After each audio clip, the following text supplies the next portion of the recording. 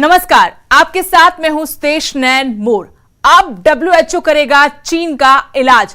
आज का मुद्दा यही है कि WHO जैसी अंतर्राष्ट्रीय संस्थाओं में बढ़ रहा भारत का दखल क्या चीन जैसे मुल्कों की दादागिरी को रोकेगा, जिन्होंने अपने धन बल और बाहुबल की धौंस दिखाकर इन संस्थाओं को मजबूर और वहां बैठे अधिकारियों को मदारी बना रखा है, जो ड्रैगन के कहने पर डुगडुगी बजाते हैं और दुनिया को सरेआम मूर्ख बनाते हैं।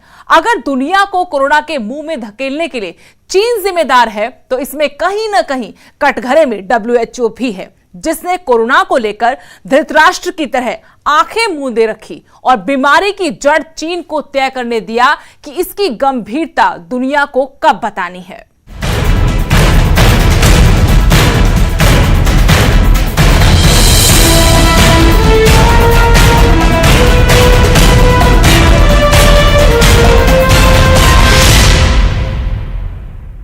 भारत के स्वास्थ्य मंत्री डॉक्टर हर्षवर्धन WHO के 34 सदस्यीय एग्जीक्यूटिव बोर्ड के अगले चेयरमैन चुने गए हैं। वो जापान के डॉक्टर हिरोकी नकतानी की जगह नई जिम्मेदारी संभालेंगे। हर्षवर्धन के नाम पर 194 देशों की वर्ल्ड हेल्थ असेंबली में निर्विरोध फैसला हुआ है। यह सब उस समय हुआ है जब कोरोना वायरस के फैलाव को लेकर चीन कटघरे में है और उस पर जांच का शिकंजा कसना तय माना जा रहा है।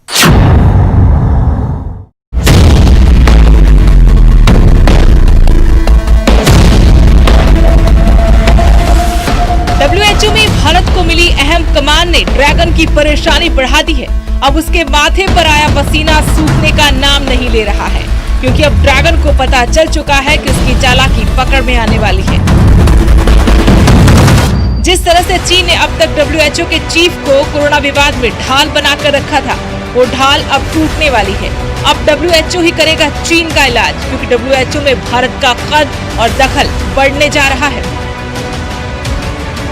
भारत के स्वास्थ्य मंत्री डॉक्टर हर्षवर्धन को WHO के एग्जीक्यूटिव बोर्ड के चेयरमैन पद की जिम्मेदारी सौंपी गई है, जिससे उड़ गई है ड्रैगन की रातों की नींद। WHO 194 सदस्य देशों में से 34 देश चुनती है। ये सभी देश एक व्यक्ति को नॉमिनेट करते हैं। नॉमिनेटेड शख्स मेडिकल फील्ड का एक्सपर्ट होना जरूरी है। ये 34 लोग एग्जीक्यूटिव बोर्ड के सदस्य होते हैं। डॉक्टर हर्षवर्धन इसी बोर्ड के चेयरमैन चुने गए हैं। हर देश का प्रतिनिधि 3 साल तक सदस्य होता है, जबकि चेयरमैन का कार्यकाल 1 साल का रहता है। डॉक्टर हर्षवर्धन विश्व स्वास्थ्य असेंबली यानी WHO की मीटिंग में सोमवार को वीडियो कॉन्फ्रेंसिंग के जरिए शामिल हुए थे, जिसमें उन्होंने कोरोना वायरस की रोकथाम के लिए भारत द्वारा किए गए प्रयासों की जानकारी दी। इस बैठक के दौरान करीब 62 देशों ने कोरोना वायरस को लेकर विश्व स्वास्थ्य संगठन के रिस्पॉन्स की जांच का प्रस्ताव पास किया था। इसी से चीन तमतमाया हुआ है। कोरोना वायरस को लेकर चीन कटघरे में है। अमेरिका चीन के बीच तल्खी बढ़ रही है। डोनाल्ड ट्रंप ने WHO की फंडिंग रोक दी है। चीन ने WHO को बड़ी फंडिंग का वादा किया है। अमेरिका WHO के रोल पर सवाल खड़े कर चुका है। WHO पर चीन के प्रभाव में काम करने के आरोप हैं। अमेरिका सहित ताकतवर पश्चिमी देशों की कोरोना वायरस की जांच की आक्रामकता से की जा रही मांग को लेकर भी बवाल के आसार बने हुए हैं। वहीं WHO के डायरेक्टर जनरल पर भी ड्रैगन को लेकर पक्षपाती रवैया अपनाने के आरोप लग चुके हैं। WHO के चीफ डॉक्टर टेड्रोस पर गंभीर आरोप। इथियोपिया के हेल्थ मिनिस्टर पर आरोप लगे थे। इथियोपिया में 3 बार फैली हैजा बीमारी दुनिया से छिपाई गई। बीमारी को हैजा की जगह डायरिया बताया था। अब डॉक्टर टेड्रोस पर कोरोना को छिपाने का आरोप है। डॉक्टर टेड्रोस ने चीन को तय करने दी बीमारी की गंभीरता। चीन को तय करने दिया दुनिया को बताना है या नहीं। ताइवान ने शुरुआत में वायरस की पोल खोल दी थी। WHO ने ताइवान की बात को गंभीरता से नहीं लिया। जी हां, ताइवान WHO का सदस्य देश नहीं है, इसलिए WHO प्रमुख ने उसकी बात को गहराई से नहीं लिया। यहां तक कि WHO चीफ ने 14 जनवरी को एक ट्वीट में लिखा, कोविड-19 के मामले में साफ नहीं है कि इंसानों से इंसानों में फैलता है। इससे जब इसे महामारी घोषित किया गया तब तक वायरस लगभग हर जगह फैल चुका था। माना जा रहा है कि डॉक्टर टेड्रोस ने सतर्कता दिखाई होती तो उन देशों में हालात काबू में होते जहां मार्च में मामले आने शुरू हुए थे। इसलिए WHO के लिए कोरोना की जांच अब सबसे अहम मुद्दा होगी और डॉक्टर हर्षवर्धन इसमें अहम रोल निभा सकते हैं। वैसे भी इस वक्त दुनिया में कोरोना का मुद्दा ही सबसे प्रमुख है। Bureau report, news 18।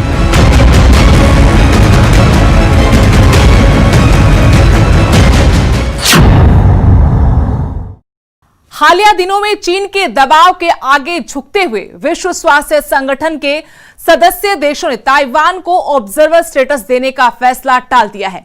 लेकिन डॉक्टर हर्षवर्धन के WHO के एग्जीक्यूटिव चेयरमैन का पद संभालने के बाद अब दुनिया की निगाह इस पर होगी कि क्या भारत के प्रयासों से ताइवान को WHO में शामिल किया जाएगा। आइए जानते हैं कि चीन, ताइवान और WHO के बीच चल रहा विवाद आखिर है क्या।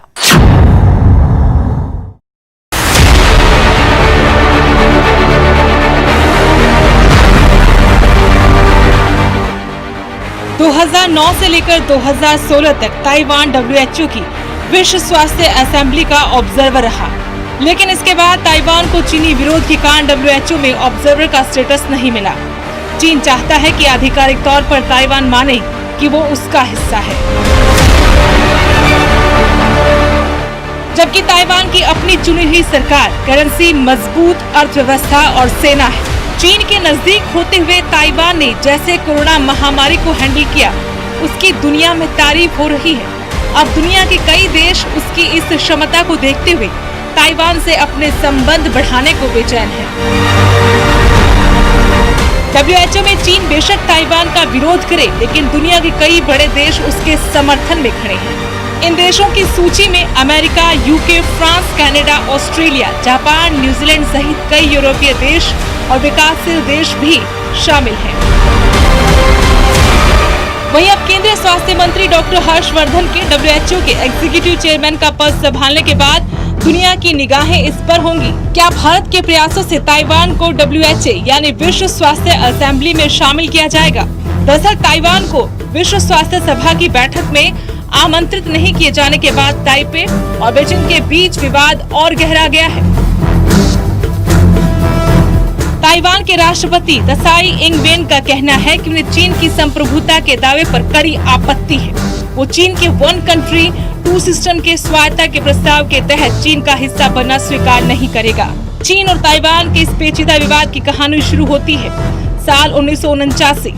ये वो दौर था जब चीन में हुए गृह युद्ध में माओ त्से तुंग के नेतृत्व में कम्युनिस्टों ने चियांग काई शेक के नेतृत्व वाली राष्ट्रवादी कुओमिंतांग पार्टी को हराया था।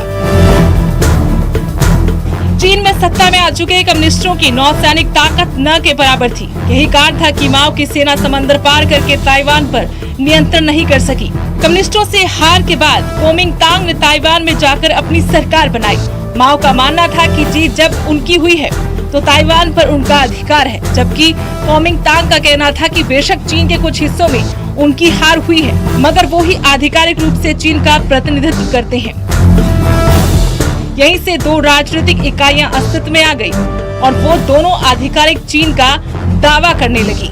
1911 में कुओमिंतांग ने देश का नाम रिपब्लिक ऑफ चाइना कर दिया था। 1950 तक यही नाम रहा। 1959 में कुओमिंतांग ने ताइवान में सरकार बनाई तो उन्होंने कहा, हम ही आधिकारिक रूप से चीन का नेतृत्व करते हैं, न कि कम्युनिस्ट पार्टी, इसलिए हमें मान्यता दी जाए। उधर माओ ने कहा कि हमें आधिकारिक रूप से मान्यता मिलनी चाहिए। इस बीच कम्युनिस्ट पार्टी के सदस्यों ने मांग उठाई कि देश का ये नाम कुओमिंतांग का दिया हुआ है, अब वो ताइवान में जाकर खुद को रिपब्लिक ऑफ चाइना ही कह रहे हैं। ऐसे में उन्होंने अपनी सरकार बनाई और देश का नया नाम दिया पीपल्स रिपब्लिक ऑफ चाइना। इसके बाद से दोनों खुद को आधिकारिक चीन बताते रहे हैं और इसी आधार पर विश्व समुदाय से मान्यता चाहते रहे हैं। Bureau report, news 18।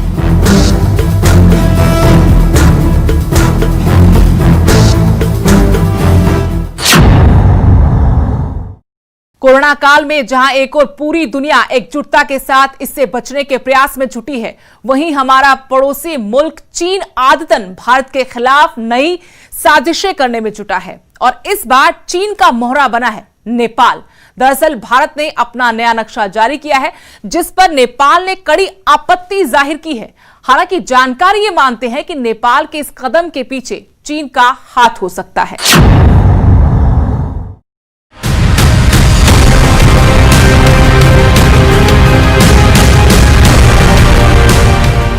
पूरी दुनिया में कोरोना महामारी बांटने वाला चीन अब चारों ओर से घिर चुका है। ऐसे में दुनिया का ध्यान भटकाने के लिए चीन ने भारत के खिलाफ एक नई साजिश रची है और इस बार चीन ने अपना मोहरा नेपाल को बनाया है।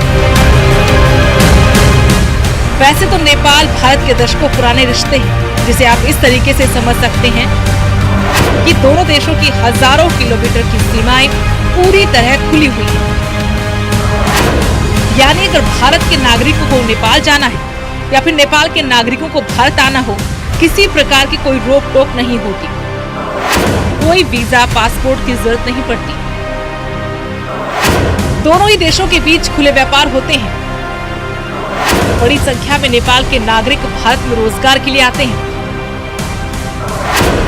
और तो और दोनों देशों के नागरिक बड़ी संख्या में एक दूसरे के यहाँ शादी ब्याह तक करते हैं। इतना ही नहीं, जब भी नेपाल में कोई त्रासदी आती है, भारत इसे अपनी जिम्मेदारी समझकर सबसे पहले खड़ा होता है। तो अब सवाल उठता है कि आखिर भारत और नेपाल के रिश्तों में दरार क्यों? तो इसकी सबसे बड़ी वजह चीन को माना जा रहा है। दरअसल चीन की सोच हमेशा से भारत के खिलाफ रही है। ऐसे में चीन अपने मंसूबों को नेपाल के जरिए पूरा करना चाहता है और यही वजह है कि नेपाल के अंदरूनी मामलों में चीन की खासी दिलचस्पी होती है। खैर, अब नए विवाद को भी समझ लीजिए, जिसे जानकर चीन प्रायोजित मान रहे हैं।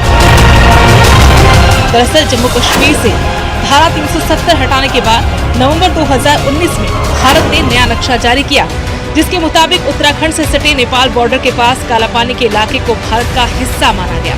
लेकिन अब नेपाल ने इस पर अपनी आपत्ति जताई और नेपाल सरकार ने नक्शा जारी कर कालापानी को नेपाल के क्षेत्र में दिखाया है।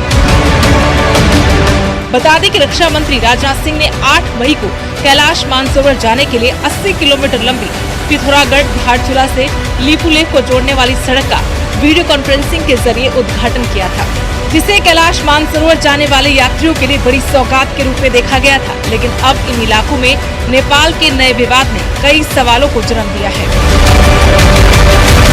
कहीं इसके पीछे किसी और का हाथ तो नहीं? तो इसे समझने के लिए सबसे पहले काले पानी इलाके को समझिए।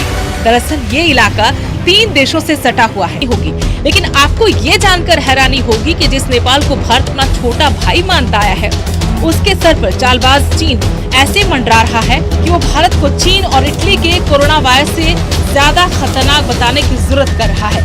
नेपाल शायद ये भूल रहा है कि इसी वायरस के बचाव के लिए भारत ने मदद के रूप में 23 टन दवाइयां भेजी है, जिसे लेकर खुद नेपाल के पीएम ने भारत की जमकर सराहना की थी।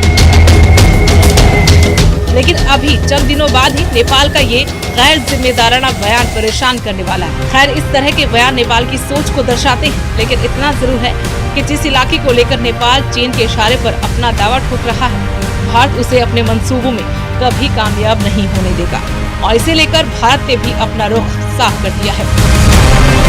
Bureau report, news 18।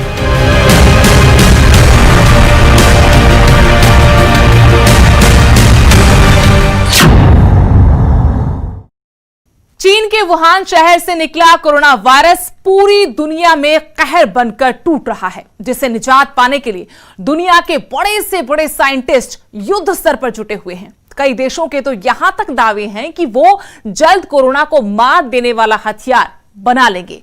लेकिन सवाल यह है कि इन दावों में सच्चाई कितनी है।